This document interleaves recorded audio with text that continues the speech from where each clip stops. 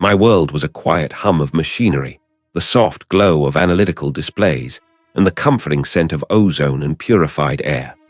My small laboratory, tucked away on the outskirts of the city, was more sanctuary than workspace. Here, surrounded by my meticulously organized instruments and the silence they afforded, I could truly think. The outside world, with its incessant demands and sensory overload, rarely intruded, and that was precisely how I preferred it. Then the phone rang. It wasn't a melodious ring, but a jarring, insistent bleat that cut through the sterile calm. My hand hovered over the receiver, a familiar reluctance tightening my jaw. Calls meant disruptions. Calls meant people. I usually let them go to voicemail, filtering the trivial from the truly compelling. But this wasn't my standard office line. This was the secure, unlisted number, reserved for a select few who understood the gravity of contacting me. I picked it up. "User Mr." I stated, my voice a low rumble, a little unused. "User Mr., it's the detective." A gruff voice crackled through the line. "We have a situation. A bad one. You're the only one who might make sense of it." My brow furrowed. The detective rarely called unless every conventional avenue had been exhausted. Define bad, detective. No cause of death, none. And the scene, it's clean, too clean. But the victim, there was a struggle. I'd stake my career on it. We're at the medical examiner's office. And to top it off, the whole grid just went down on this side of the district. We're running on generators. It's a mess. A power outage. That added a layer of unwelcome complexity, but also a strange intrigue. No discernible cause of death with signs of a struggle. That was a contradiction that snagged my intellectual curiosity, a rare hook in my otherwise predictable routine. My isolation was a choice, yes, but it wasn't born of apathy. It was born of a need for focus, for the clarity to unravel the truly intricate puzzles. This sounded like one such puzzle.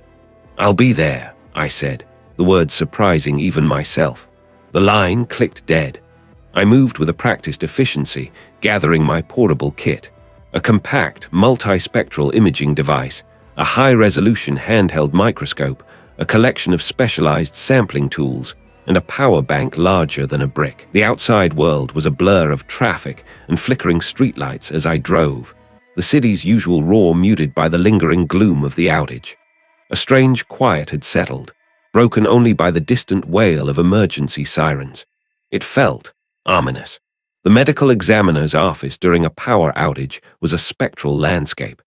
Emergency lights cast long, dancing shadows, painting the sterile corridors in shades of sickly yellow and oppressive black. The air, usually crisp and cool, felt thick, heavy with the scent of disinfectant and something else. Something metallic and faintly sweet, a scent I knew too well.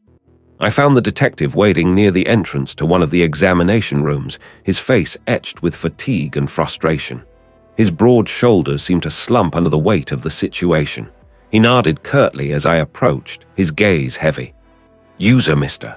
Thanks for coming. I know it's not ideal." He gestured vaguely at the gloom. "The circumstances are secondary to the facts, detective," I replied, my voice calm despite the prickle of unease that had begun to creep up my spine. This environment, normally a place of stark finality, now felt charged with an unsettling uncertainty. "Right. Facts. Come see our facts." He led me into the examination room. The room was bathed in the weak, flickering glow of a single battery-powered lantern and the detective's heavy-duty flashlight. His eyes were wide, bloodshot, staring blankly at the ceiling. His jaw was clenched so tightly I could see the muscles straining beneath the skin. This wasn't just death. This was a violent, agonizing end. But as I circled the table, my gaze sweeping over every inch of the man's exposed skin, a profound sense of bewilderment began to settle over me. There were no obvious wounds, no bullet holes, no stab marks, no blunt force trauma. His skin, though pale, was intact. No internal hemorrhaging, no broken bones, no signs of asphyxiation. His heart simply stopped. "But look at him, User Mr. That's not a natural death." "No," I agreed, my internal monologue already racing through possibilities, discarding them as quickly as they arose. This was a direct challenge to everything I knew. My fingers, encased in fresh nitrile gloves, ran lightly over the victim's skin, feeling for any subtle irregularities. The skin was cool, smooth, too smooth. I activated my multispectral imager, sweeping it over the body.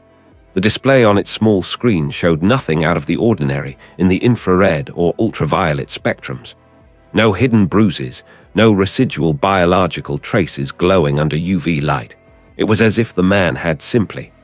These were physical responses to a profound, immediate threat. Something had killed him, and it had left no trace that conventional forensics could detect. This was the weight that doesn't add up moment, magnified 100-fold. I felt a familiar frustration building, a primal urge to understand, to peel back the layers of this impassable riddle. I leaned closer, activating my handheld microscope. I started with the eyes, then the lips, the nostrils, areas where microscopic foreign agents might cling. Nothing. My gaze drifted to the subtle creases of skin around the man's left earlobe, a spot often overlooked. I pressed the microscope's lens against the skin, adjusting the focus. The image on the tiny screen resolved, revealing the intricate landscape of pores and fine hairs. And then I saw it. It was almost imperceptible, a faint, iridescent shimmer, no larger than a speck of dust, nestled deep within a pore. It wasn't a fiber or a fragment of metal or any biological residue I immediately recognized. It was crystalline, almost perfectly spherical, reflecting the microscope's light with an unsettling internal glow. It looked alien, out of place, utterly unnatural. My breath hitched. This was it. This was the anomaly. "Detective," I murmured, my voice low. "I think I found something." My eyes, however, weren't on the detective. They were fixed on the glowing speck, my mind already trying to comprehend its nature, its purpose. It was impassably small, yet I knew, with a certainty that vibrated through my bones, that this tiny, shimmering particle held the key. And now I had to chase it. My quiet world had just been irrevocably shattered. This was the weight, that doesn't add up moment I craved, or perhaps dreaded. The detective, a man whose patience was as thin as his receding hairline, cleared his throat, pulling me back from the brink of pure, unadulterated intellectual obsession. "User Mister," he began, his voice a low rumble in the otherwise silent room. "I understand this isn't my usual milieu, but I saw it, I felt it. This isn't just a dead man. This is a puzzle that's marking us." I ran a gloved hand over the victim's cold, unyielding jaw. The muscle clench was profound, a final, desperate act. It's not a milieu, detective, a complete absence of conventional data. I turned, my gaze meeting his. And that, for me, is the only challenge worth taking on. A flicker of relief, quickly masked, crossed his face. He'd been trying to coax me out of my self-imposed solitude for weeks, ever since the first impassable death. I knew he was desperate, and I hated being manipulated, but the truth was, this case had already snared me. The utter defiance of logic, the meticulous erasure of any trace, it was a siren song to my analytical mind. "So, I reckon," he pressed, a hint of genuine hope in his tone. I pulled off my gloves, tossing them into a biohazard bin. "I'm in, but on my terms, unfettered access, no interference, and I start with the original scene, not just these sterile slabs." My eyes swept around the examination room, its fluorescent lights humming, practically saluting. "Just tell us what to do." "Good," I stated, the single word carrying more weight than I intended, because I have a feeling this is going to be unlike anything I've ever seen. Just as I finished speaking, a deep groan echoed through the building, followed by a series of flickering lights. The hum of the ventilation system died. The fluorescent panels above sputtered, then plunged us into an abrupt, unsettling gloom. The screen cast a weak blue glow on his face. Power outage, just what we needed. I barely registered his complaint.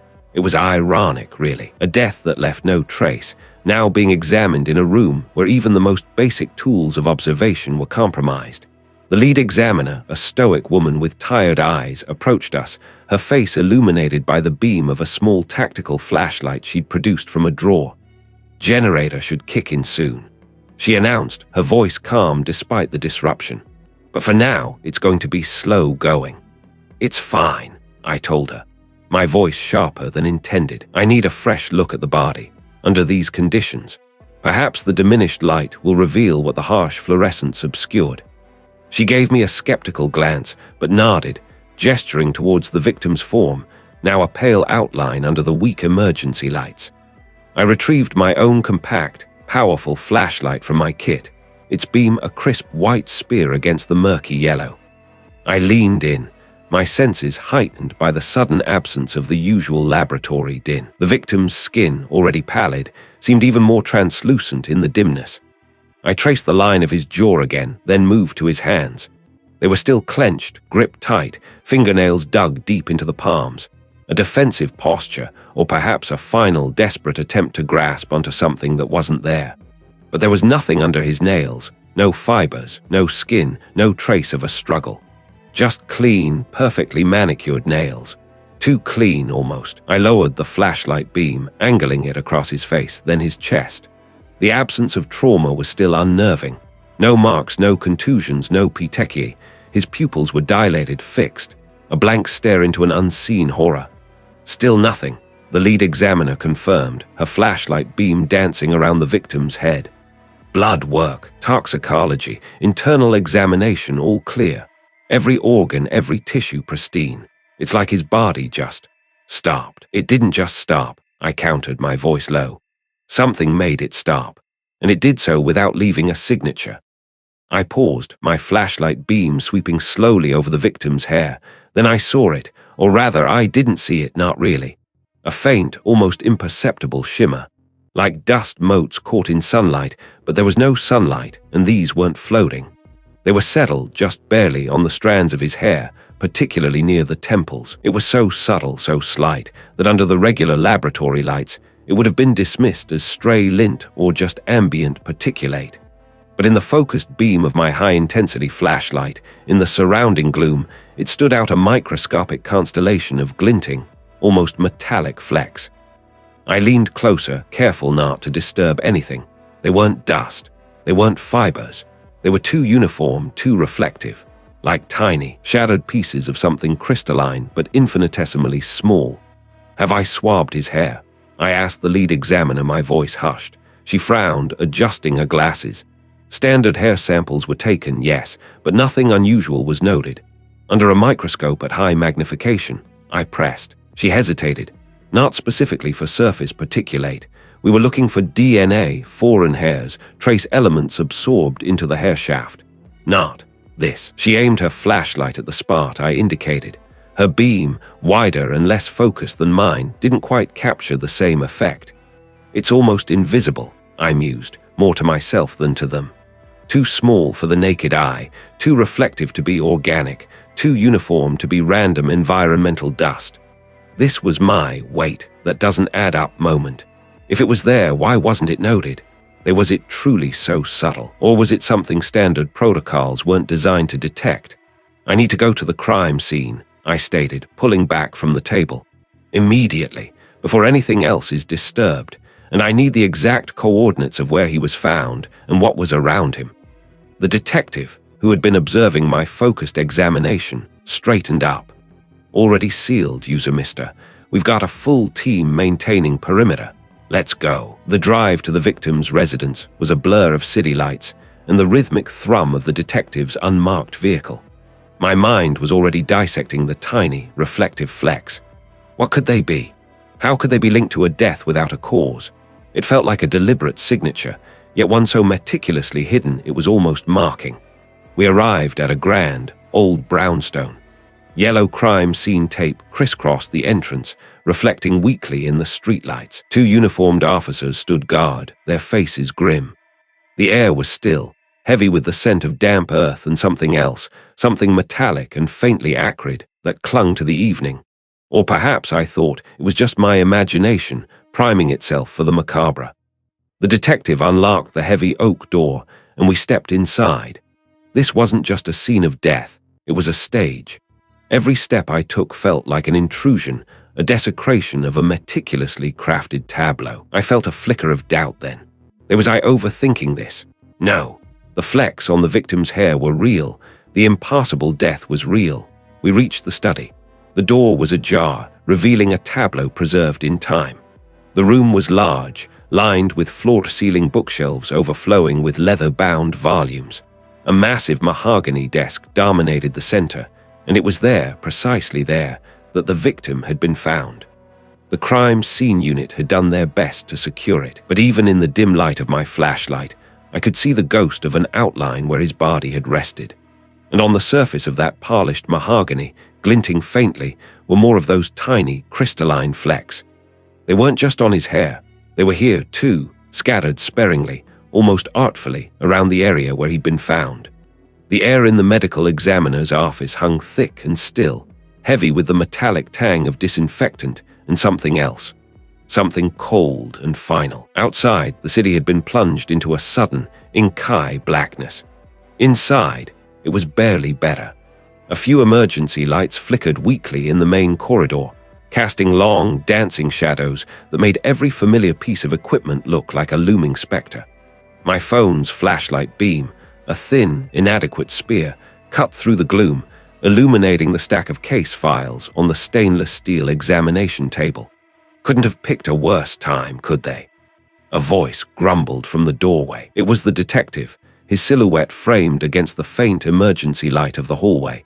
He held a small, sturdy lantern, its wider beam a welcome addition to my meager illumination. Everything's down. No power to the cooling units, no proper lights. They're scrambling to get the generators online, but it's taking its sweet time. I nodded, my gaze still fixed on the autopsy reports. Perfect conditions for clarity, wouldn't I say? My sarcasm was a brittle shield against the gnawing frustration. The reports for the 3 victims were laid out, side by side. 3 individuals, seemingly unconnected. Nothing.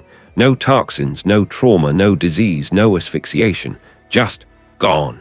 That's precisely it, I murmured, tracing a finger over a paragraph describing the first victim's remarkably preserved internal organs. The absence is the loudest clue. I flipped to the next file, then the next. Each report detailed a body in pristine condition, a vessel simply emptied. But that wasn't quite right. My mind kept circling back to a specific, almost imperceptible detail I noticed during the initial examinations. Something that the other examiners, focused on finding a cause, might have dismissed as a post-mortem artifact or a physiological quirk. "Look here," I said, pointing to a line in the microscopic findings for the first victim. "Cellular integrity. Perfect, yet if you look at the mitochondrial activity."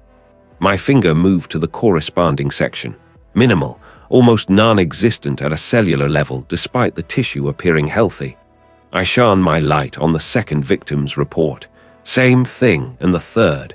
The detective squinted at the pages. Minimal mitochondrial activity. What does that even mean, UserMR? They're dead. Of course, their cells aren't working overtime, but they should show some residual activity, a gradual decline. Not this sudden, uniform drop-off across all major organ systems, while the cells themselves remain structurally intact. I closed my eyes for a moment, picturing the tissue slides in my mind's eye, the subtle, almost crystalline sheen. It was like looking at a perfectly preserved specimen that had never truly lived in the first place, or had its life force abruptly, completely extinguished. It's like their engines just stopped, simultaneously, without a single component failing or overheating. I opened my eyes, my gaze meeting the detective's, and that's not natural. Not for one person, certainly not for 3. The detective frowned. "So, what are you saying? Some kind of directed energy pulse? Some exotic poison that leaves no trace? Perhaps, but it's more than just the physiology." I pushed the autopsy reports aside, reaching for the background summaries provided by the investigators. "Tell me about their lives, beyond the basic demographics." He picked up his own file. First victim, a retired bioengineer, worked on experimental power generation in the 90s, then went quiet. Second, a former research assistant in a bioinformatics lab. And the third, a university administrator, handled grants and ethical review boards for cutting-edge science projects. My breath hitched. The pieces, scattered and seemingly unrelated, began to click into place with an unnerving precision. A retired bioengineer, a research assistant, a university administrator for cutting-edge science projects. All 3, in their own way, connected to the world of advanced scientific research. And not just any research. Did any of them, at any point, have any connection to Project Chimera? I asked, the name a rusty key turning in a long locked door in my memory. The words felt alien on my tongue, a ghost from a past I had meticulously buried. The detective looked up, surprised. Project Chimera, that's a deep cut, UserMR, highly classified. Shut down, 15 years ago? Something about ethical violations and dangerous theoretical applications. He rifled through his notes, then looked at me sharply. Why that name? Because I was involved in it, I admitted, the confession tasting like ash. Briefly, at the very beginning, before I saw the direction it was heading and pulled out. It was a controversial endeavor, pushing the boundaries of cellular regeneration and, energy manipulation at a biological level. Could it be? And targeting those who had been involved. Let me check their employment histories more thoroughly, the detective said, his voice now devoid of skepticism, replaced by a grim determination. He began scrolling on his phone, the screen a stark rectangle of light in the dim room. This isn't in the initial reports. Too obscure, probably. My mind raced. Project Chimera. It had been an attempt to unlock the body's latent energy potential to manipulate cellular processes at a fundamental level. The goal was revolutionary. Limitless energy, enhanced biological function. The risks, however, were catastrophic. We'd been playing with fire, attempting to rewrite the very laws of life. The project had been shrouded in secrecy, its participants bound by non-disclosure agreements. If someone had resurrected its principles, or worse, its methods, find out if any of them were primary researchers, subjects, or even funding sources for Chimera, I urged, my voice tight. Especially the administrator. They would have seen the internal budget lines, the grant proposals, the ethical review flags. The detective's thumb paused.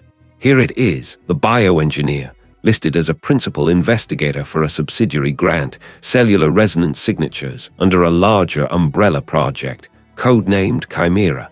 He looked up, his eyes wide in the dim light, and the research assistant worked directly under him, and the administrator signed off on the initial funding for the entire project. My stomach clenched. It wasn't just a pattern, it was a bullseye. These weren't random killings. This was a targeted purge, a meticulous elimination of anyone connected to a forgotten, dangerous past. My past. The very thought made my skin crawl. Had I been too quick to dismiss the possibility of a direct connection to my work? I had always prided myself on my objectivity, but this was too close. There was I seeing what I wanted to see, projecting my old anxieties onto these new tragedies. No, the cellular anomaly, the specific individuals, the impossible cause of death. It wasn't coincidence. And if the perpetrator was targeting anyone involved with Project Chimera, then my own name, UserMR, would undoubtedly be on that list. I wasn't just investigating a crime anymore. I was staring down a ghost, a very dangerous ghost, that had risen from the ashes of my own history. The bullseye on my mental map pulsed, a burning ember against the backdrop of my quiet isolation. My past, I'd called it. A forgotten, dangerous past. The words tasted like ash. I'd spent years meticulously building walls around that history, brick by careful brick, until the only thing left was the forensic scientist, UserMR, a reclusive specialist with a reputation for untangling the impossible. Now, it seemed, the impossible was coming for me, and it was bringing friends. My phone, a relic I barely used, vibrated against the worn leather of my armchair, a jarring intrusion. The caller ID flashed detective, a name I usually ignored unless it involved a particularly fascinating enigma. Tonight, I knew it wasn't going to be fascinating in a good way. My stomach, still clenched from the previous night's revelations, tightened further. UserMR, I answered, my voice rasper than I intended. Another one, the detective's voice crackled, devoid of the usual preamble. Just like the first. No forced entry, no struggle, no apparent cause, but different, worse maybe. My breath hitched. Where? The old warehouse district. And UserMR, we've got a problem. The whole quadrant just went dark. Grid failure. We're running on generators, but the medical examiner's office. It's a mess. Can I get here? I need to look at this before we lose even more. The words echoed my own growing dread. A mess. lose even more. This wasn't just a killer, it was a phenomenon, and it was escalating. I grabbed my emergency kit, a battered canvas bag filled with specialized tools I rarely had to use outside my own lab. This wasn't just a case anymore. This was a direct challenge, a personal taunt. Streetlights were dead eyes, traffic signals blacked out, replaced by the frantic, flashing strobes of emergency vehicles.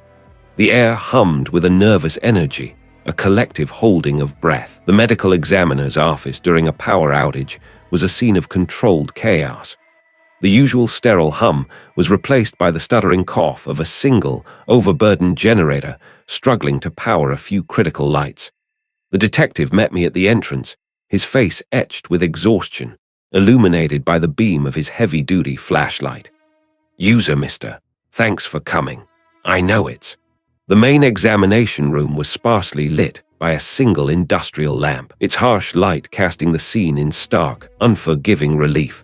A man, middle-aged, unremarkable in every way except for the impassible stillness of his body. My first victim had been a woman, her expression one of serene sleep, despite the obvious fact of her death. This man, however, had something different about him. I leaned closer, my flashlight beam cutting through the dimness. "No signs of struggle, no obvious injuries," I murmured, stating the obvious. The detective nodded grimly. "Preliminary observations are just like the first. No external marks, no defensive wounds." But he paused, his voice dropping. "The internal scans, what little we could get with the backup power are confusing. We're not getting anything definitive on organ failure, no clear pathology. It's like his system just stopped." The air around the victim felt wrong. No obvious toxins, no signs of a struggle. Cleaner than the last one, if anything. I placed my hand gently on the victim's forehead. It was almost preserved, too perfectly cool. I ran my gloved fingers along his arm, feeling for any subtle rigidity. Nothing. The muscle tone was normal. How so? I moved to the victim's chest, my flashlight beam tracing the outline of his sternum. "Look at the skin tone. It's too even, too vibrant for someone who's been dead for hours. And the temperature, it's inconsistent with post-mortem cooling rates. It's like his body was instantly shut down, but somehow preserved in that exact moment. Not frozen, not embalmed, but stabilized." I thought back to the first victim, her serene expression. I dismissed it then as a quirk, a lack of pain, but now, coupled with this man's unnerving preservation, a horrifying pattern began to emerge. The killer wasn't just eliminating people, they were experimenting. The lack of conventional markers isn't an absence of evidence. I continued, my mind racing, piecing together fragments of obscure research I'd once dismissed as theoretical. It's the evidence itself, the precision, the complete systemic shutdown without any physical or chemical trace.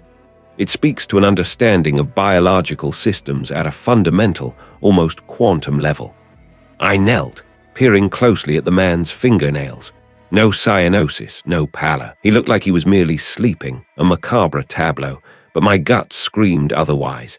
Someone is actively manipulating biological processes, I stated, more to myself than to the detective. They're not just killing, they're testing the boundaries of what's possible, using advanced principles to achieve a specific, utterly untraceable outcome. The detective shifted uncomfortably. Advanced principles. User, mister, we're talking about a murder. It's not a poison. It's not a weapon. It's something that interrupts life at its most basic energetic level. And the fact that they've done it twice with subtle variations suggests a learning curve, a refinement. My mind flashed back to the previous victim, then to the bullseye, the targeted purge. This wasn't just a dangerous past. It was a ghost from a dangerous project, one I tried to bury deeper than any grave. The killer wasn't just a murderer. They were a scientist, a twisted reflection of my own capabilities, but weaponized. And they were getting better.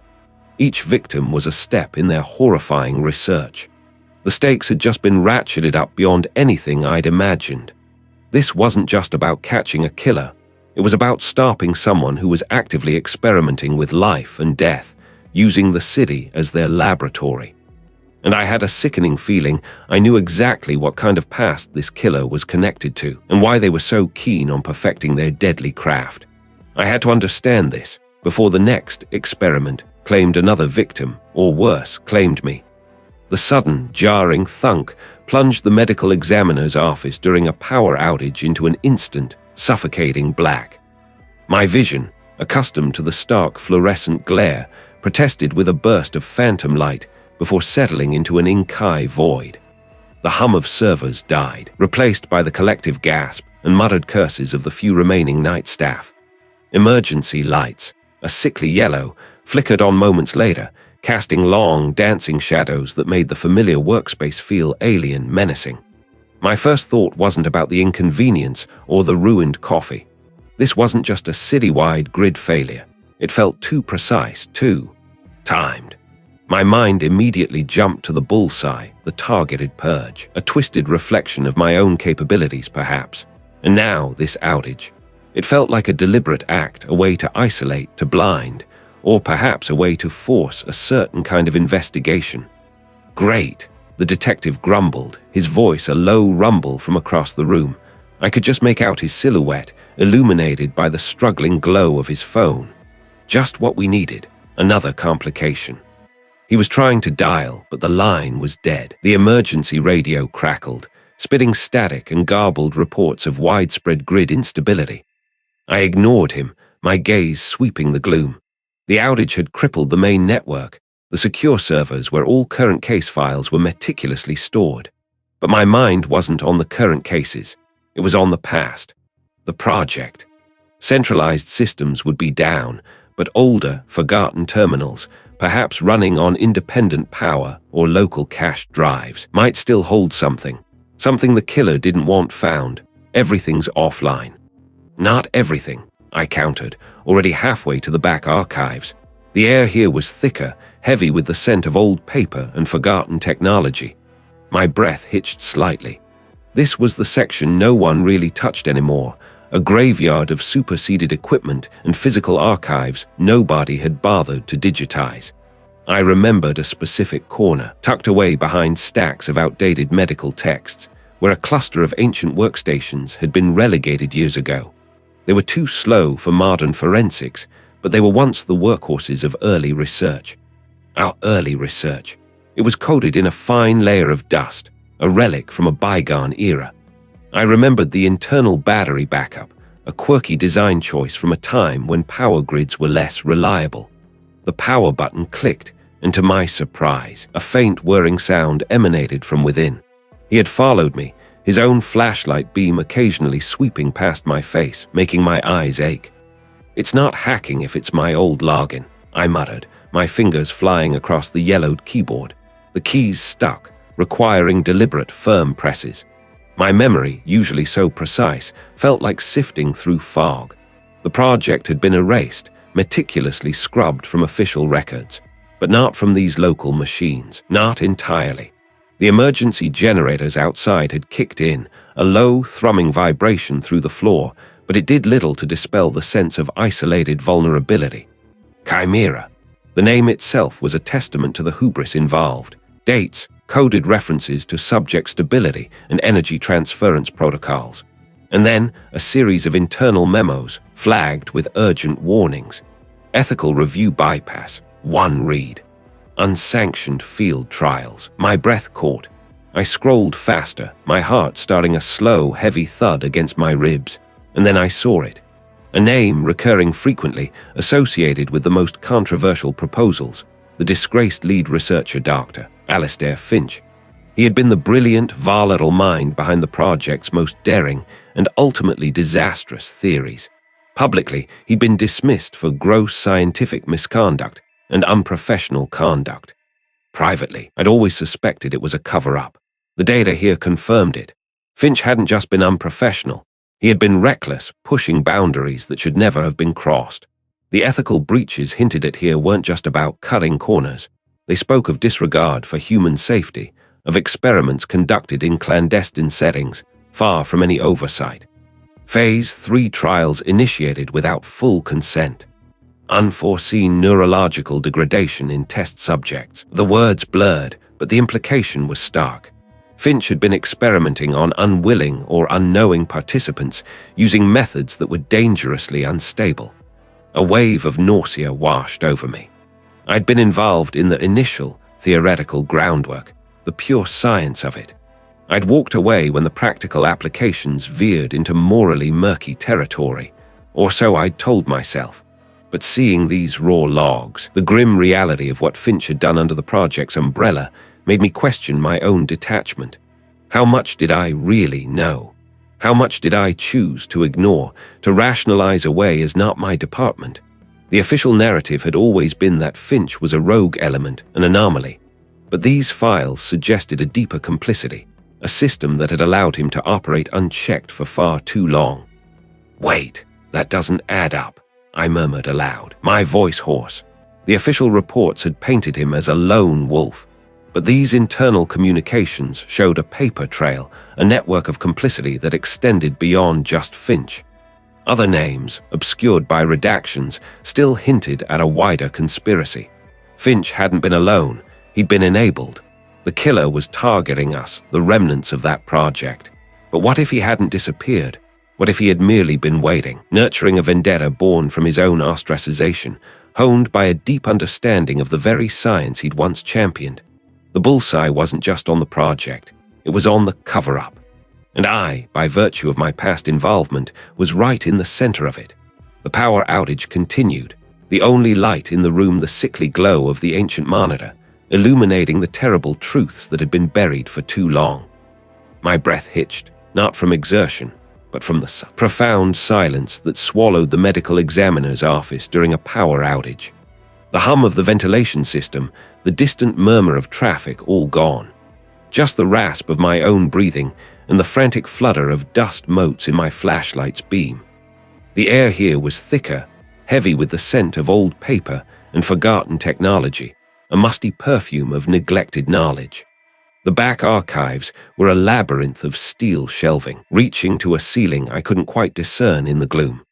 My light danced over stacked boxes, forgotten equipment shrouded in tarps, and rows upon rows of filing cabinets, their labels faded into illegibility. This wasn't the kind of place I visited often, especially not when the city outside had gone dark. But a nagging thread, a loose end from the current cases, had pulled me here, convinced there was something buried under years of administrative dust. I knew what I was looking for, or at least what I hoped to find. Not a smoking gun, not a confession, but a pattern. The victims, all found without a discernible cause of death, had been a puzzle I'd been turning over and over, each facet revealing nothing but smooth, unblemished surfaces.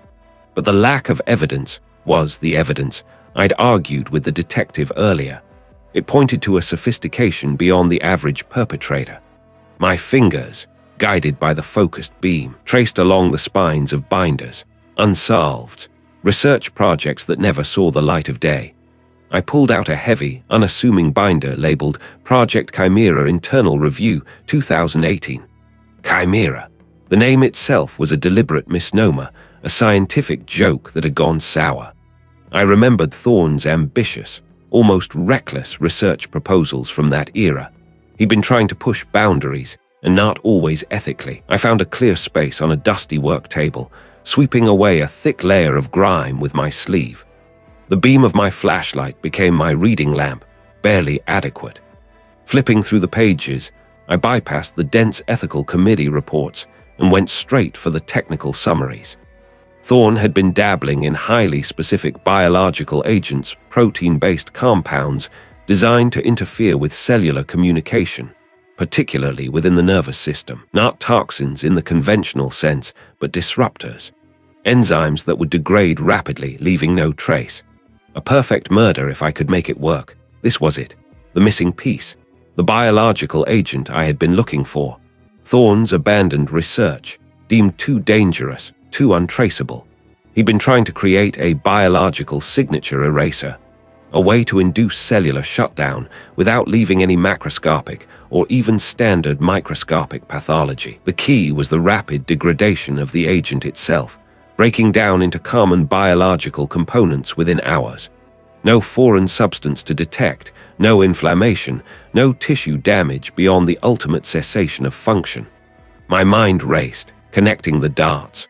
The current victims, the pristine crime scenes, the complete absence of any conventional cause of death. It wasn't a poison in the classic sense. It was a targeted biological process, triggered by something designed to vanish. Then I saw it, buried in an appendix. A list of key personnel involved in the Chimera project's initial review phase. Not just Thorne's team, but the external reviewers, the ethics board members, the internal auditors who ultimately flagged the project for termination. And there they were, the roles of the victims. A university administrator who had signed off on the initial ethical review, a rival researcher who had submitted a scathing peer review that led to the project's funding being cut, and the third victim, a former colleague of Thorne's who had testified against him during the internal investigation. Wait, I mumbled, perhaps someone who had stolen his research. But this list, this wasn't about theft. This was about retribution. The realization hit me with the force of a physical blow. The killer wasn't just using Thorne's methodology. They were targeting the very individuals responsible for Thorne's downfall. Each victim had played a distinct, crucial role in dismantling his career, in burying Project Chimera. This wasn't random, nor was it about protecting intellectual property. This was a calculated, vengeful purge. My hand trembled slightly as I flipped back through the project notes, my flashlight beam jumping. The biological agent was so subtle, so specific, that only a mind intimately familiar with Thorne's work could have replicated it or even known it existed. And to use it against the very people who had thwarted its creation. That was a terrifying twist of fate. This wasn't just a scientific puzzle anymore. This was personal. Deeply, dangerously personal. The killer wasn't just brilliant, they were obsessed. Had I missed this obvious thread, this glaring pattern, because I was too focused on the how and not enough on the why? The victims' roles, their past connections to Project Chimera, had been there all along, obscured by the sheer scientific complexity of their deaths. The beam of my flashlight wavered, the battery starting to dim. The killer had a plan, a list, and a method that rendered their victims silent, without a trace, just like the ghost of Thorne's ambition. Just the rasp of my own breathing and the frantic flutter of dust motes in the air, suddenly visible in the last vestiges of ambient light filtering through the grimy windows, before that too vanished. A cold, heavy blackness descended, pressing in from all sides. A sharp click, and then a thin, focused beam of light pierced the gloom. The detective's sturdy hand, scarred across the knuckles, held a tactical flashlight, its beam sweeping across the room like a nervous predator. It danced over stainless steel counters, glinted off the polished surfaces of equipment, and finally settled on the corkboard where I'd meticulously arranged photos of the victims. But as the detective's beam illuminated the board, something shifted in my perception. The bright, even light of the day had allowed me to see everything, and in seeing everything, perhaps I'd seen nothing at all. The faces of the victims seemed to stare out with a new, unsettling clarity. "Thorne," I murmured, my voice a dry rasp in the sudden quiet. "The precision, the lack of evidence. It's a statement," the detective grunted. "A statement we can't read. What are you seeing, UserMR? All found in pristine, impassable crime scenes." My initial theories had revolved around a shared professional circle, a highly specialized field of obscure science. But the connections were too loose, too vague to pinpoint a specific motive beyond general malice. Then, the flashlight beam caught a specific detail on one of the photos, a subtle, almost imperceptible discoloration on the lapel of the tech entrepreneur's jacket. I dismissed it before as a trick of the light, or perhaps a minor stain. But now in the harsh, directed glare it stood out, a faint, silvery sheen. "Wait," I answered, stepping closer, my hand reaching for the board. The detective held the light steady. This isn't a stain, it's a residue." I remembered the preliminary reports, the microscopic analysis that had found nothing unusual, but it wasn't noted. It's too faint, too specific. "What kind of residue?" the detective pressed, the impatience clear in their tone. My mind raced, sifting through memories of countless crime scenes, obscure materials, forgotten lectures. It's a metallic precipitate, not common, specific to certain industrial processes or highly specialized research. Something that would only be present if a person was regularly exposed to it or working with it directly. I moved the flashlight myself, taking it from the detective, and swept it across the other victim photos. The university researcher. I zoomed in on the collar of his lab coat in the photo. There, a minute speck, almost invisible but now undeniable in the focused light. The bioethicist, a shimmer on the cuff of her blouse. It's their work environment, their exposure. Each of them at some point had direct, prolonged contact with something rare, something specific. Are you saying Thorne is targeting people based on what they breathe or touch at work? The detective sounded skeptical. The question hung heavy in the air. More than that, I corrected, my voice gaining urgency. It implies a very specific type of environment, a controlled space. And if Thorne knows about this exposure, it means Thorne knows their routines, their history, perhaps even the specific projects they worked on. Suddenly, the pieces clicked into place, not just the residue, but the absence of other forensic markers, the clean scenes, the impossible nature of the deaths. It wasn't just about advanced science, it was about discretion. Thorne wasn't just killing them, Thorne was erasing them from a very specific context. The patterns. I was looking at their publications, their public profiles, I confessed, feeling a jolt of self-doubt. But Thorne isn't targeting their ideas. Thorne is targeting their secrets, or the secrets they were privy to. The things they touched, the places they worked where these residues would cling. Secrets. The detective echoed, the flashlight beam now fixed on my face. What kind of secrets? Something deeply personal to Thorne, I theorized, running a hand through my hair. A shared experience, a common project, perhaps a betrayal, and this residue. It's a signature, but not one meant for us. It's a marker for Thorne, a way to confirm the victims fit a very specific profile. My gaze swept back to the board. The 3 victims. What did they all have in common beyond their public-facing roles? The detective, sensing my shift, began making calls on their own device, the low murmur of their voice adding another layer to the tension. The common denominator, I muttered, half to myself, half to the detective, isn't their current employer. It's a previous employer, a research institution, one that dealt with experimental materials, highly sensitive projects, an institution that wouldn't want its internal affairs exposed.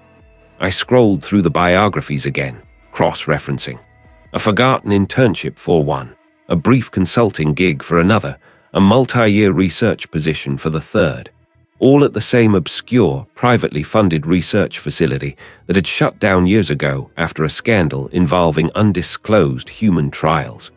There, I practically shouted, pointing at my phone screen. The Cerberus Institute. It was quietly dissolved a decade ago. Each of them worked there at different times in different capacities, but all within a 2-year overlapping window. And the residue, it matches the material they were experimenting with there. A synthetic compound, highly volatile, never officially documented. The detective hung up, their expression grim. The next potential victim. Who fits that profile now? Someone still connected to Cerberus, or someone who was connected and is still alive. My fingers flew across the keyboard. There's one name that keeps popping up in the Cerberus archives I can access. A former lead researcher. Dr. Aris Thorne's mentor, coincidentally. He's still active, running a private lab, very reclusive. Alistair Finch. Finch, the detective repeated, pulling out a notepad and pen. Address. Northwood Industrial Park, Old Warehouse District. His lab is tucked away, unmarked. It's exactly the kind of place Thorne would target isolated, full of obscure, valuable equipment. My heart hammered against my ribs. Finch was alive, accessible, and fit the profile perfectly. Thorne wasn't just killing, Thorne was systematically dismantling a past. We need to move. Now, I responded, the words urgent, almost desperate. The power outage felt like a countdown. This wasn't just a race against time, it was a race against the very environment. The detective nodded, already striding towards the door, the flashlight beam bouncing wildly ahead. Let's go. We might just be walking into it. The hum of the city faded as I drove deeper into Northwood Industrial Park. The old warehouse district loomed, a skeletal landscape of corrugated steel and forgotten dreams. Finch's lab, according to the detective's tip, was tucked away, unmarked. It was exactly the kind of place Thorne would target isolated, full of obscure, valuable equipment. My heart hammered against my ribs. Thorne wasn't just. I parked my vehicle a few blocks away, the crunch of gravel under my tires the only sound in the oppressive stillness. The air here was thick with the scent of rust and decay, a fitting perfume for secrets.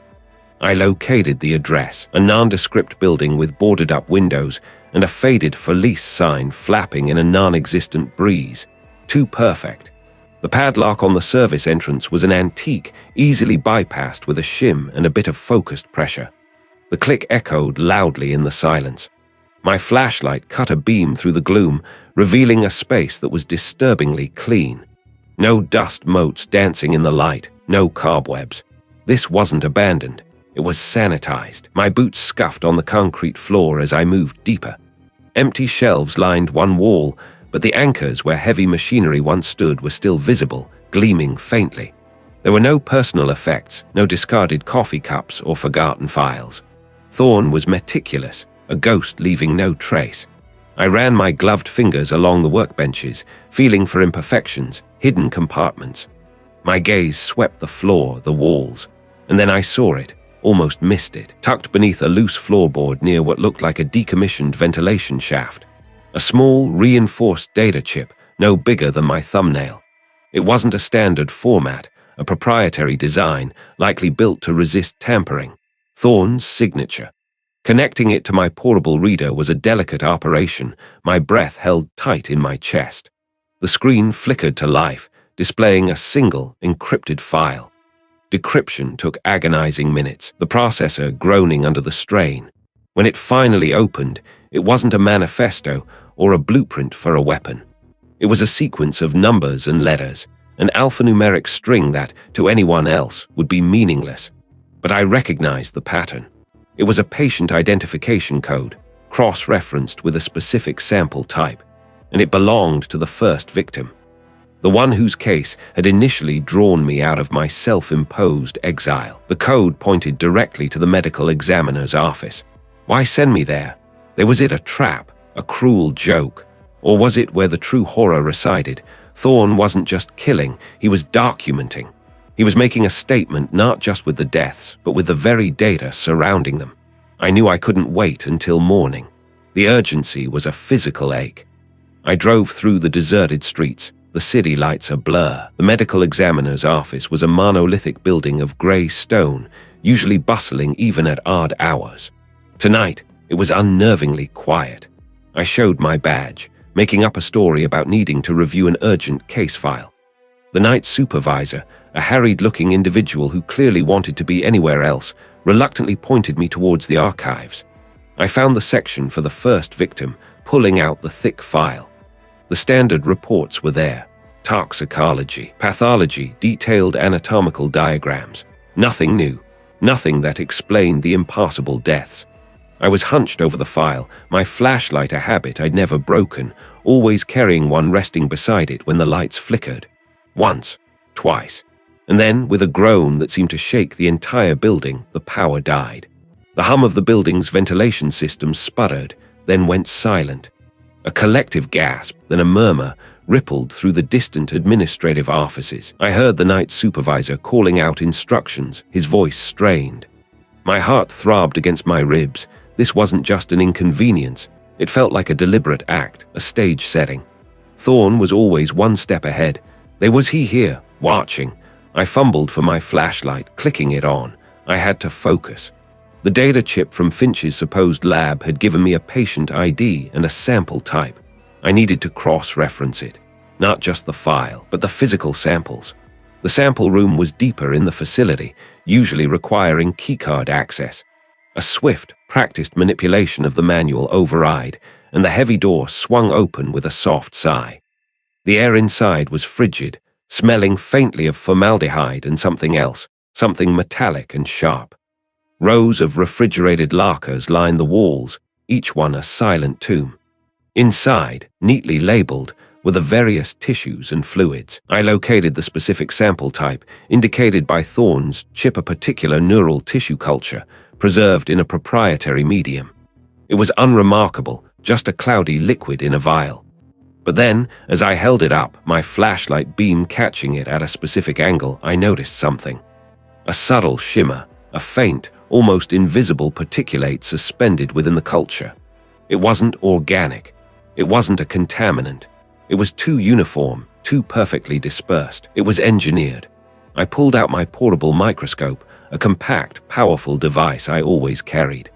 With the power outage, its internal battery was my only source of illumination. Adjusting the focus, I peered into the eyepiece. What I saw made my stomach clench. Not bacteria, not viruses, microscopic constructs. Nanoscale machines, intricately designed, barely visible even under extreme magnification. They weren't dormant. They were active slowly, methodically, disassembling cellular structures, breaking down proteins, erasing the very biological signature of life. They were designed to leave no trace, to mimic natural degradation, but at an accelerated, targeted pace. And then the pieces clicked together, the impossible deaths, the lack of discernible cause. Thorn wasn't just killing people. He was erasing them, making their deaths undetectable by any conventional means. The victims weren't just targets, they were test subjects. This wasn't about revenge for Finch. This was about perfecting a method that, if unleashed on a larger scale, could destabilize entire populations, dismantle societal structures, create a silent, untraceable plague that would leave coroners baffled and governments helpless.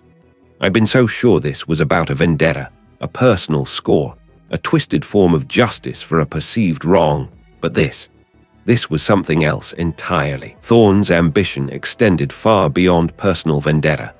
He wasn't just a killer, he was an architect of chaos, planning a devastation that would make the city's previous tragedies pale in comparison. The power outage, the specific sample, the hidden chip, it was all part of a grotesque, elaborate reveal. He wanted me to see it, to understand the true scope of his terrifying genius, and I did. And it was far worse than I could have ever imagined. It was exactly the kind of place Thorn would target. I cut the engine a block away, the sudden silence heavy, broken only by the distant shriek of a train. My breath plumed in the cool night air. The detective's intel had been sparse, just an address and a warning. Thorn was dangerous, brilliant, and cornered. I gripped the worn leather steering wheel, my grip tight. This wasn't a sterile lab analysis. This was a hunt. Stepping out, the gravel crunched under my boots. The air here tasted of rust and forgotten industry. My flashlight beam cut through the gloom, dancing over a dilapidated chain-link fence, then a faded sign, Northwood Fabrication and Solutions. An ironic name, given what I suspected was happening inside. The building itself was a low-slung concrete block, no windows, just a heavy steel door that looked like it hadn't been opened in decades. But a faint, almost imperceptible thrum vibrated in the air, a whisper against my eardrums. Thorn was here. The door was secured with a heavy pad bolt, no delicate lock-picking here. I pulled a pry bar from my bag, a tool I usually reserved for crime scene debris. The metallic groan as the bolt gave way echoed unnaturally loud in the quiet night. I slipped inside, the beam of my light sweeping across a cavernous space. Dust motes danced in the solitary shaft, illuminated from my hand. Machines, draped in canvas, loomed like sleeping giants. The thrumming was stronger now, a low, persistent note that settled deep in my chest. My gaze landed on a cleared area in the center, bathed in the harsh glow of several industrial work lamps. A long table dominated the space, covered with an array of precise instruments, oscilloscopes, frequency generators, delicate sonic emitters. And there, standing calmly, almost serenely, was Thorn. He turned, a faint smile playing on his lips. His eyes, usually sharp and calculating, held a strange, almost serene light. "UserMR," he added, his voice soft, almost conversational. "I knew you'd find me eventually. You always were the most perceptive." I didn't return the greeting. "The victims, Thorn, what did you do to them?" My voice was steady, betraying none of the tremor in my hands. Their bodies, UserMR, were simply out of tune. My mind raced. "Out of tune," Thorn chuckled, a dry, humorless sound. Precisely, a bespoke frequency tailored to each individual's unique biological signature. It gently, silently disassembles them from the inside. No marks, no struggle, just a quiet cessation of vital functions. Elegant, wouldn't you say? He reached for the device. "Stop," I commanded, taking a step forward. My eyes scanned the lab, searching for anything, a weakness, a counter. "Why?" Thorne tilted his head. "To understand, you must experience." He aimed the device at me. A sickening wave washed over me, a profound internal tremor that made my teeth ache and my vision blur at the edges. It wasn't pain, not exactly, but a deep, unsettling vibration that felt like my very cells were trying to pull apart. My legs buckled. This was it. This was how they died. But I'd noticed something earlier, a faint whine beneath the deep thrum. His device, powerful as it was, wasn't silent. It was generating a precise, focused output. And precision, I knew, was often brittle. My eyes darted to a heavy industrial grinder on a workbench nearby, its surface coated in fine metal dust. It was old, powerful, designed to create chaos, not order. "You rely on perfect resonance, Thorne," I gasped, fighting the internal disruption. But what happens when the symphony becomes noise? With a surge of adrenaline, I lunged, not at Thorne, but at the grinder. His eyes widened, realizing my intent. He adjusted his aim, the internal tremor intensifying, making my muscles scream. But I was closer. My hand slapped down on the grinder's power switch, the heavy motor roaring to life. The massive grinding wheels spun, throwing sparks and a deafening, chaotic screech of metal against metal. The effect was instantaneous. The sickening internal vibration from Thorne's device didn't just stop. It was violently shattered by the sheer sonic and vibrational assault of the grinder. The fine-tuned frequency of his weapon was overwhelmed, drowned out by the raw, untamed power of industrial noise. Thorne staggered, clutching his head, his elegant device sputtering and dying in his hand. The serene mask of genius crumbled, replaced by a look of pure, unadulterated frustration. I didn't give him a chance to recover. Before he could react, I tackled him, sending us both sprawling amidst the dust and scattered tools. He was wiry but strong, fueled by a madman's conviction. I wrestled a length of heavy-duty cable from a nearby spool, quickly binding his wrists, securing him against a workbench leg. He thrashed, cursed, then went limp, defeated. "You're coming with me," I replied, my voice hoarse, the internal tremor slowly fading. The medical examiner's office during a power outage felt like a tomb. I had brought Thorne, not for processing, because he had insisted, a strange glint in his eyes, that I needed to understand the full scope. He sat slumped in a chair, still bound, a colleague of mine standing guard by the door, his own flashlight a solitary beacon. "You wanted to show me something," I prompted, my voice low. The air was thick with the metallic scent of disinfectant and something else. A faint, lingering sweetness I recognized from the victims. Flawed designs, imperfection. I simply accelerated the inevitable. I was targeting specific genetic markers. He smiled, a wide, beatific grin that was utterly terrifying in the flickering beam of my light. "Precisely. I wasn't just eliminating individuals, UserMR. I was refining the species. I was creating a better future, one silent vibration at a time. And He hadn't been acting out of personal vendetta against individuals, but against humanity itself, driven by a twisted vision of genetic cleansing. Thorne's smile, that utterly deranged, beatific thing, stretched impossibly wide in the dying flicker of my tactical flashlight. "My grand Daisy." His voice hitched, a sudden, sharp gasp cutting off the end of his sentence. The beam from my light, which had been wavering, dipped violently as I flinched, not from Thorne, but from the sudden, jarring impact of bodies behind me. The medical examiner's office, already a landscape of shadows and unsettling quiet, erupted into a cacophony of shouts, heavy bootfalls, and the metallic clatter of dropped equipment. The detective, a hulking silhouette against the faint glow of the emergency exit signs, was the first through the door, his own flashlight a wider, steadier beam that washed over Thorne. Two uniformed officers were right behind him, moving with the practiced efficiency of a well-oiled machine.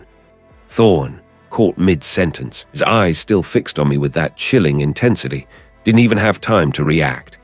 One officer grabbed his arm, twisting it behind his back with a practiced swiftness that made Thorn grunt in pain. The other secured his legs. The air, thick with the smell of disinfectant and something metallic I'd long learned to ignore, suddenly felt lighter, even as my own breath caught in my throat. My flashlight, still clutched in my trembling hand, illuminated Thorn's face as the cuffs clicked shut. He looked at me again, a silent, knowing stare that suggested this wasn't an end, but merely a pause. It sent a shiver down my spine that had nothing to do with the cool air of the facility during a power outage. "UserMR, are I all right?" The detective's voice, usually gravelly, sounded strangely muted in the emergency lighting.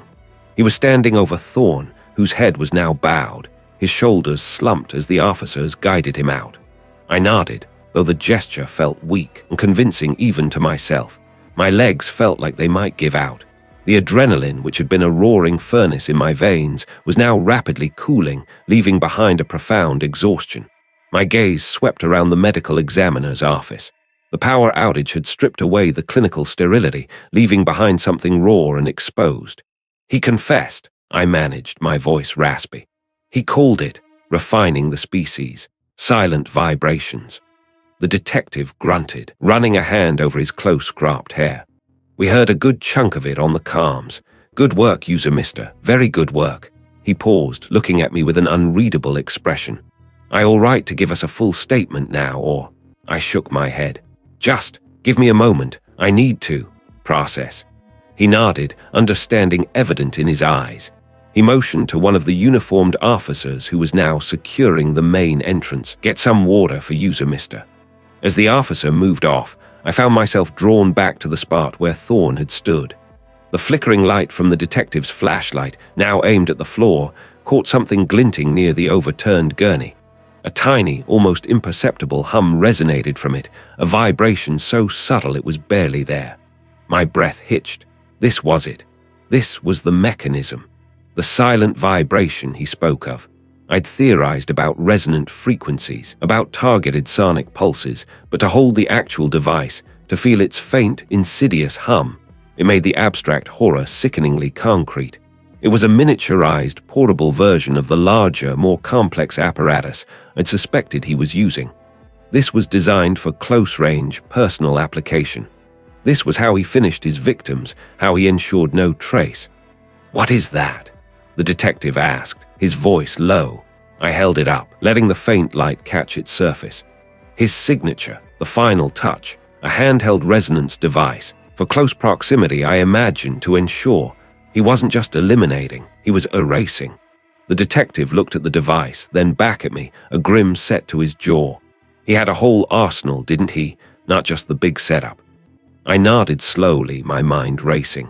If he had these smaller devices, it meant he could have been anywhere, done anything. The thought that he might have had more, or that he might have shared the designs, clawed at the fragile sense of relief that had begun to settle over me. The city might be safe from him tonight, but was it safe from his ideas? My gaze drifted to one of the shrouded figures on a table further down the row. My stomach twisted. I'd spent my life dissecting the mechanics of death, but this felt like an affront to the very concept of a struggle, a fight for survival. There was no struggle with Thorn's method, just a silent, internal unraveling. The officer returned with a plastic cup of water, its contents shimmering faintly in the dim light. I took it, my hand shaking slightly as I brought it to my lips. The cold water felt like a shock, bringing me back to the stark reality of the present. The detective placed a hand on my shoulder, a rare, comforting gesture. "It's over, UserMR. He's in custody. I did it." "Did I?" I murmured, looking at the tiny device in my palm. He had a grand design. He was refining.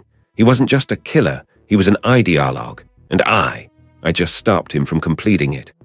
The weight of it all settled on me then, a crushing burden. The isolation I'd cultivated for so long, the comfortable distance from the messy realities of human cruelty, had been brutally shattered.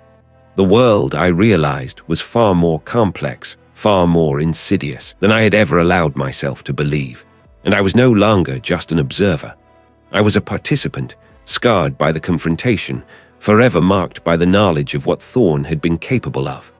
The emergency generators coughed to life with a mechanical groan, a sound that grated against the silence the power outage had imposed.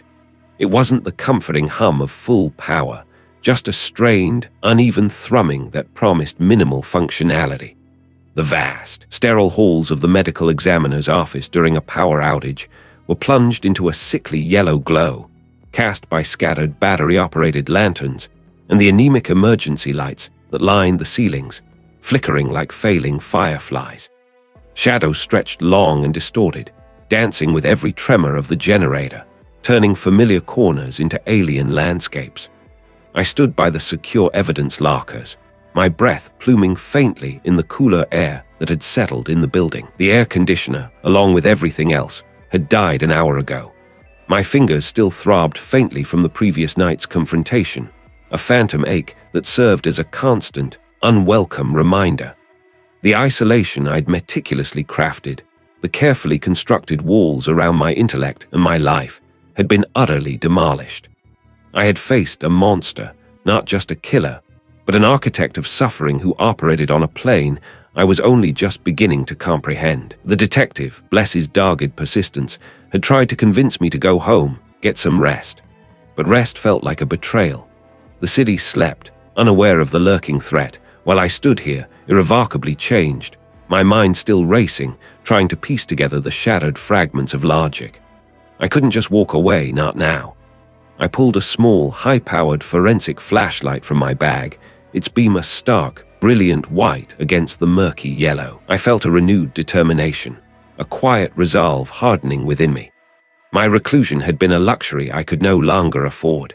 The world needed me, and for the first time in a long time, I felt the sharp, undeniable sting of purpose. I moved deeper into the secured section, past rows of refrigerated units that were now struggling to maintain temperature, their low, wheezing hum adding to the cacophony of the failing generator. My destination was the evidence vault, specifically the samples taken from the latest victim. But I knew better. There was always a cause, however elusive. Reaching the vault, I keyed in my access code, the digital lock a faint green against the steel door.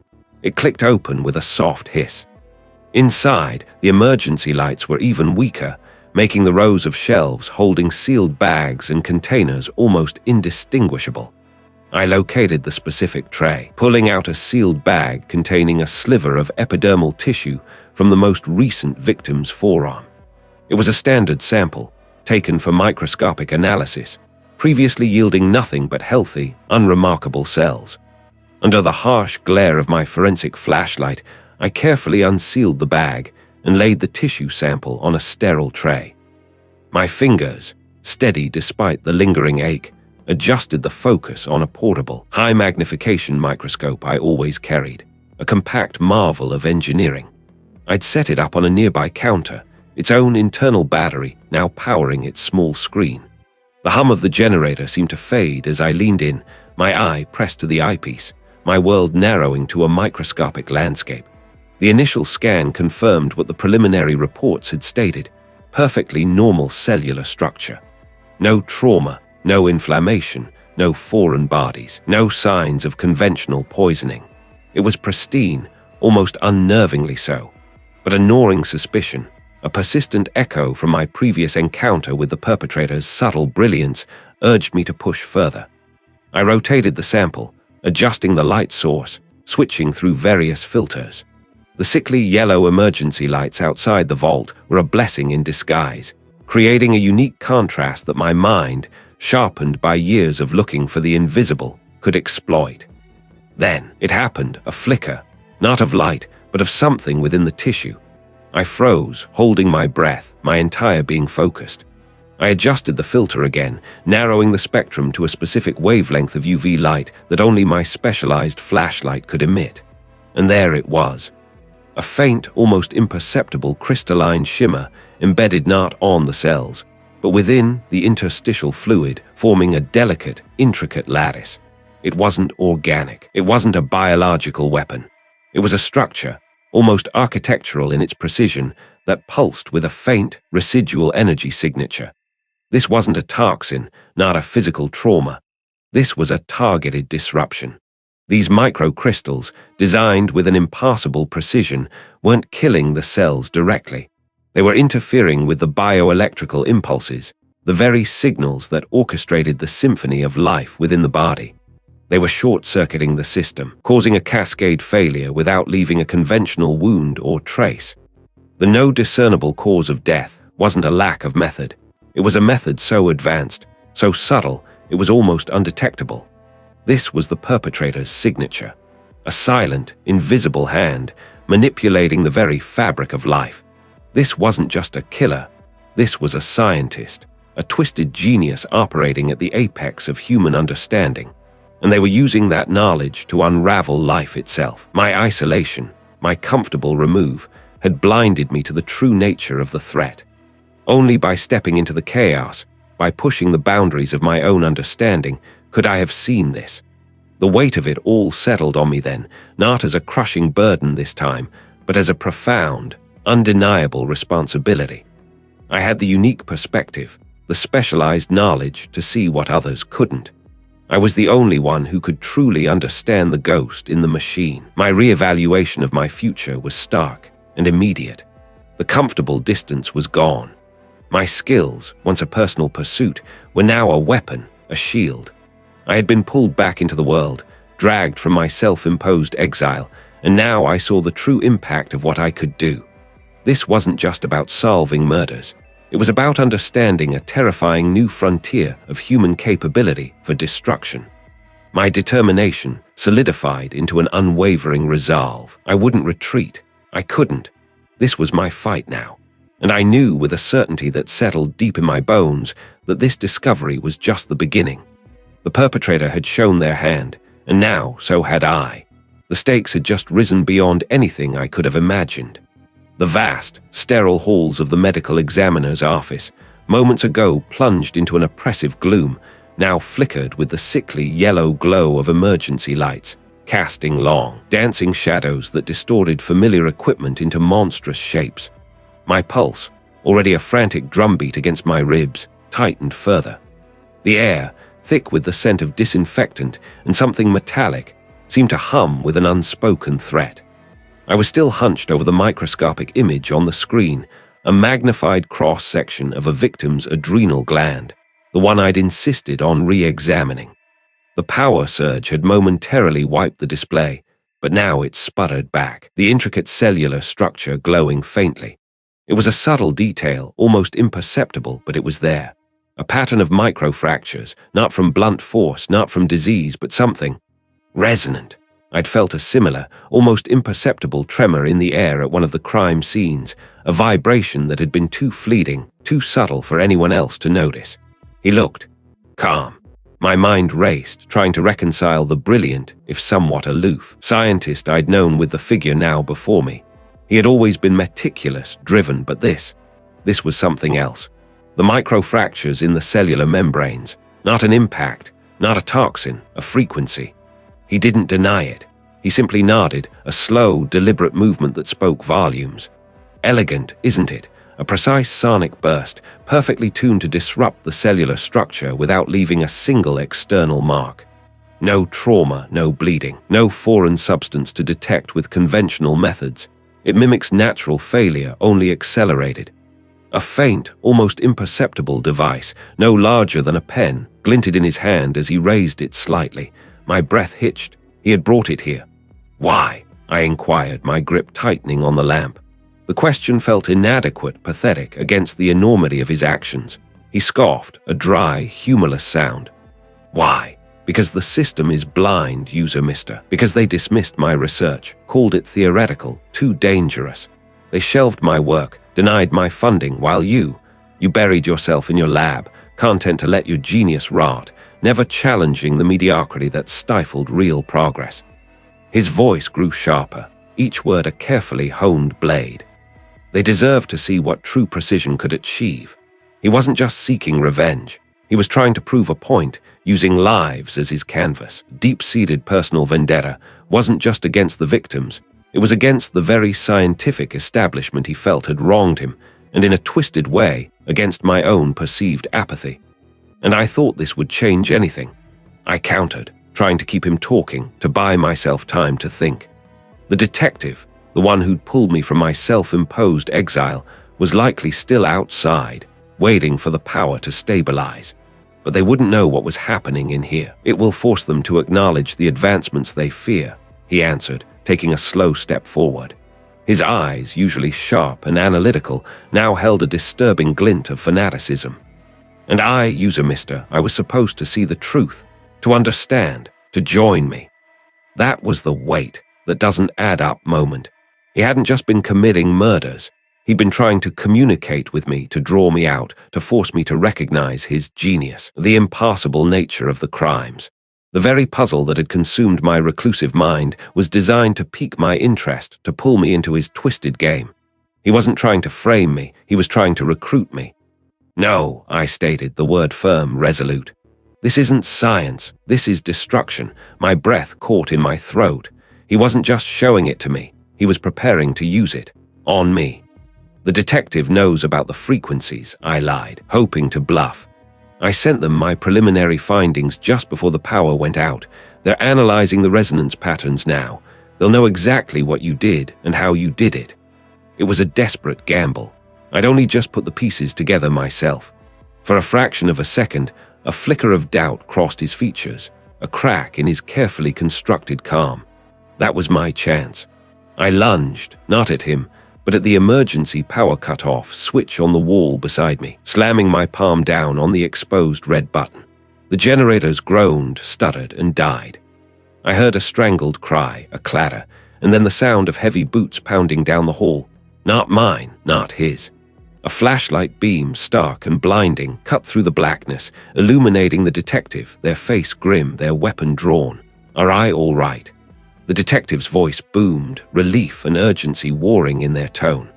I took a shaky breath, the adrenaline beginning to recede, leaving me trembling. I'm fine, I managed, my voice raspy. I looked at the former colleague, now being cuffed, his scientific brilliance reduced to a desperate, pathetic attempt at control. My stomach churned. The cost of unchecked ambition, of isolation, of a vendetta left to fester. As the first rays of dawn filtered through the high windows, painting the sterile lab in hues of orange and gray, I sat alone, sifting through my notes, the detective having left to secure the scene. I had come out of my isolation to solve a puzzle, to chase a scientific anomaly. I had found a killer, yes, but I had also found something else, a purpose beyond the confines of my own mind. My reclusiveness had always been a shield, protecting me from the messy intricacies of human interaction, allowing me to dive deep into the objective truth of science. But this case had shown me the danger of that isolation, both for myself and for those who needed the insights my particular brand of science could provide. The detective returned, a steaming mug of lukewarm coffee in hand, which they offered to me. I did good, UserMR, they responded, their gaze steady, really good. I took a sip, the bitter liquid grounding me. I saw the pattern. I saw what no one else could. They corrected gently. This isn't over, I know. There will be more like him, more puzzles. They paused, their eyes searching mine. We could use my help, UserMR, not stuck in a lab all the time, but a part of it, a part of us. I looked at the microscopic image still on the screen, the evidence of a precise, terrifying method. My mind, which had always preferred the clean lines of data to the murky chaos of human emotion, now saw the profound connection between the two. The objective truth applied to protect. It was a new balance, a new equation I hadn't considered. Perhaps, I murmured, a faint, unfamiliar feeling blooming in my chest. Perhaps I could. The thought of future cases, of collaborating with the detective, no longer felt like a burden, but a path. A way to use my unique perspective, not just to solve mysteries, but to safeguard the fragile order of the world, one impassable crime at a time. The quiet hum of the fully restored power now sounded less like a threat and more like a promise.